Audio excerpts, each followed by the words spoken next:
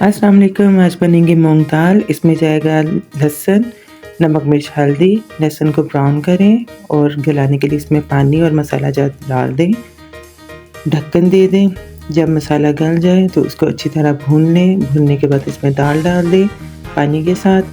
दाल को बगैर ढके बॉईल करते रहे जब तक उसकी बबल्स जो है वो ख़त्म ना हो जाए। अगर इस स्टेज पे इस पे ढक्कन देंगे तो ये स्पिल ओवर हो जाएगी। जब आप देखें कि झाग बैठ गया है, ढक्कन ऊपर दे दें और हल्का सा खुला छोड़ दें ताकि स्पिल ओवर ना हो। और जब देखें कि दाल गल गई है तो इसमें धनिया और हरी मिर्चियाँ डाल दें। थोड़ी देर के लिए दम दें और आपकी दाल तैयार है। दाल को खाएं पकौड़ों के साथ, अनारदाने की भरी हुई मिर्चों के साथ, आपकी चॉइस है।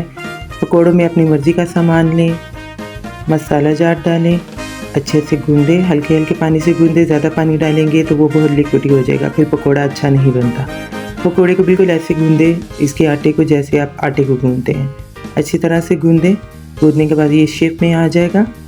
पहले ऑयल को चेक करें और उसमें पकौड़े डाल दें। हाथों से पकौड़े डालें तो वो ज़्यादा अच्छी शेप में आते हैं, बजाय इसके कि आप चम्मच को यूज़ करें। पकौड़ों को अच्छी तरह से पका लें। मीडियम आंच रखें।